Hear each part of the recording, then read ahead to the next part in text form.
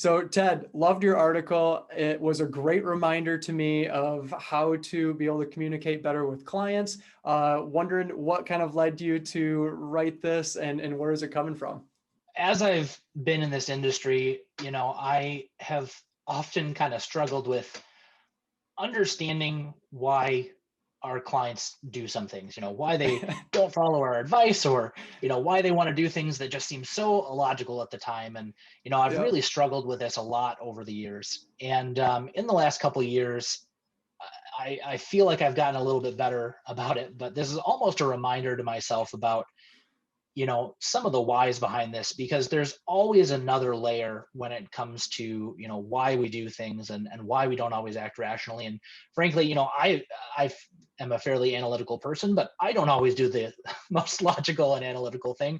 But i Yep. i struggle sometimes connecting that to well, everybody else is a person too, so they are fully able to you know act illogically sometimes. And so over the last couple of years, I've really realized that when you look at certain things, you need to look for the reason behind things. So, in Yep. in the article, I'm specifically talking about, why do clients ask if they should sell their investments? We It's when almost like a we talk with rhetorical clients, question, right? It seems like exactly, to yep. us. When we talk with clients initially, and when we review with clients and we talk about their portfolio, we're always talking about the fact that the stock market is the best place to build long-term wealth. And we hammer that home, and we talk about, the reason that the stock market is going to be the best way to return wealth is that the returns over a long period of time are going to be high. However, in order to get those returns, we do have to accept periods of extreme volatility. The market's going to fall 20% roughly one out of every 5 years. And we try to get our clients ready for this and prepare them. And then the time comes and our clients are calling us. They're Yep. calling us and they're asking us, well, what do we need to do? Should I sell my investments? Should we get out now?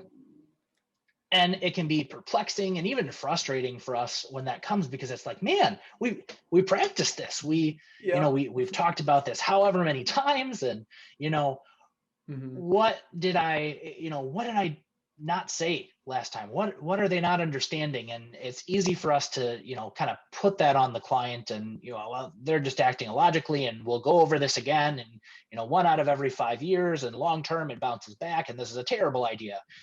And it occurred to me pretty recently that really what's happening when a client sees their portfolio drop, when we see their portfolio drop, it's the numbers. We see their portfolio has gone from 200,000 to 180, or their portfolio has gone from 500,000 to 400,000. And okay, yeah, but that's going to be okay because it'll bounce back, and it's just the numbers. Hmm. But when a client sees that, I think oftentimes what's happening is that they're not just seeing the numbers fall. It's not this portfolio value falling. It's not the Dow going from 30,000 to 25,000. It's more concrete for them. And how they're seeing this happen is that it's whatever this portfolio is. Usually it's retirement, but it could be for education, or it could be a Hmm. house down savings, or whatever the case might be, whatever the client's trying to accomplish.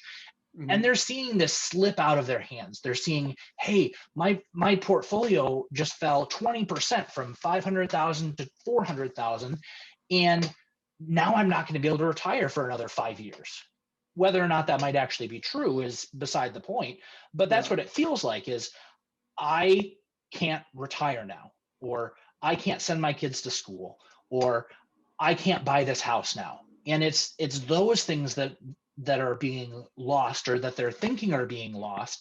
And so it's extremely scary, because it's not just numbers. It's the things that they've worked over years and sacrificed and saved and given up things in order to get there. And now all of that feels like it's slipping away, or it's not as valuable. And that is scary. And when you think about it from that lens, it makes absolute sense why a client would feel scared. Yep. And And there's no way to it actually practice makes that, me right? from that Absolutely. context. Yeah, there is no way to practice that. No, because it's going to be different every time. We know the market will Mhm. go down. We don't know why the market will go down. And so it's going to feel different every time. And also, you're at different points in your life every time the market goes down. Touche. 5 years ago, maybe I didn't have kids. 10 years ago, I wasn't saving for a house. I was getting my first job and kind of trying to start to do the right things and whatever. Yep. And so you're at completely different stages of your life. And so you never know how you're going to react when these things happen. But it is scary. And it makes me regret perhaps a little bit how I have felt about this in the past. It doesn't really help to regret that. The only thing we can do is move forward a little bit better. But you know, being the understanding why a client feels that way makes it so much easier to say, okay, you really just need to be heard. We need to talk about this. We need to talk about, yeah, this is absolutely scary. We don't need to talk about the market goes down one out of every 5 years. We don't need to talk about, yeah, no, the market's going to bounce back and the best thing we can do now is to do nothing. The best thing we can do there is say, hey, I hear you, absolutely, this is extremely scary, let's talk about this, tell me how you're feeling. And Mhm. we don't always do that. And so really this piece is almost a reminder more than anything else, like I said, to remind me that this is how we need to approach these kind of conversations with a client. Yeah, and it's so interesting because I am a religious person, and so the advice is going to be don't sell. And the reason I'm doing that is because I believe in the historical facts and the data as much as my religion, right? So to me, the answer is going to Mhm, be don't sell. But we forget that we study this and work in it every single day. And this might be mhm, the 10th conversation that we've had about this. So it's easy for us to mhm, kind of lose that empathy of every client that we talk to is coming at it from a different perspective and a different place. And whatever their losses are, might have been a bigger sacrifice than maybe the last client to kind of gain that wealth and to gain that savings. So it really is. That's when I read that, I was like, man, I do need to make sure that I'm getting into the same place as the client so that I'm not just starting to get annoyed almost that they're even asking mhm, me such a illogical question, to put it the way that you phrased it mhm, earlier. And it is kind of funny too, as almost like a side note. We've all heard about the loss aversion stuff. Daniel Kahneman talking about mhm, how it hurts more to lose $100 than it does feel good to gain $100.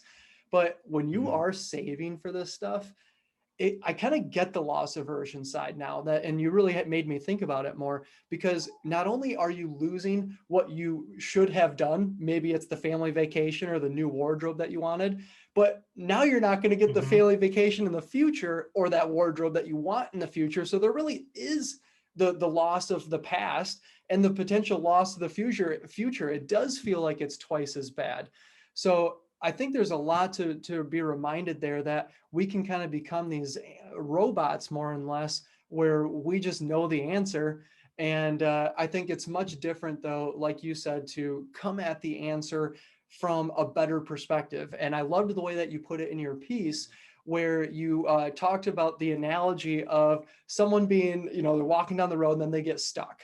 And I'd love for you to kind of just Mhm. like share that analogy here, because I think it just speaks so well to getting into the same place as the client before you necessarily start just giving counsel, even if the advice is going to be the same. Absolutely. So, it's this old story about a guy who's walking down the road and he falls in a hole. And I think I heard it on a TV show at one point, but I'm pretty sure it's kind of a old wives' tale. But, this guy is walking down the road, he falls in this hole and he's, looking for anybody who can help him. And a doctor walks by and he says, "Hey, doc, can you help me?" And the doctor says, "Absolutely, I can help you." And he gets out his prescription pad and he writes him a prescription, throws it down in the hole, and goes on his merry way. And of course, that does nothing to help this guy get down the hole. Maybe it'll help him with the headache after he gets out of the hole, but Yeah. not going to do anything to help him now. And then a priest walks by and he says, can you help me? And the priest says, "I can absolutely help you." And he prays and he goes on his merry way. And unfortunately, that doesn't do anything to help him in the moment either. And then his friend walks by and he says, "Joe, can you help me out down here?" And Yep. Joe says, absolutely, I can help you. And he jumps down in the hole with him. And the guy asks, what are you doing? Now we're both stuck down here. And Joe says, yes, but I've been down here before and I know the way out. Kind of how Yeah. I feel like this relates is a lot of the time we get stuck in doctor mode or even preacher mode where, we're saying, here's the solution, go take care of it, go be on your merry way, Mhm. or just have faith in the future. We believe that the economy will continue to grow and therefore the stock market will continue to grow over the long term. Just have faith that your faith should guide you through this. And really, as advisors, our job is not to be either of those. I think that there are times when we need to write prescriptions, but we also need to handle the follow through. And so really we need to be the friend here. We Mhm. we need to approach this where, we understand where you are. Let's really get down in this with you. Let's help each other understand how we're feeling, and let's work to get out of it. And I think we too often fall in the trap of not being that friend and not being that person who is, there to listen and empathize with our clients. And really, I think that's one of the most important things we can do. I couldn't agree more. I think that's a great lesson for every advisor. And I know, just speaking personally, I can get so much more energized, which probably makes me become a better doctor or priest in this analogy, when I actually get into the hole with a client, listen to their issues, listen to the problems, or just listen to what the goals are and what they're trying to accomplish. Mhm. And then when you're in the situation with them, I think it just makes you a better overall advisor and can probably help you write some scripts and get on your soapbox and preach even better. Absolutely. So awesome, Ted. Well, can't wait for the next post. And this was a great reminder to everyone. We'll talk to you soon. All right. That sounds great, Colin.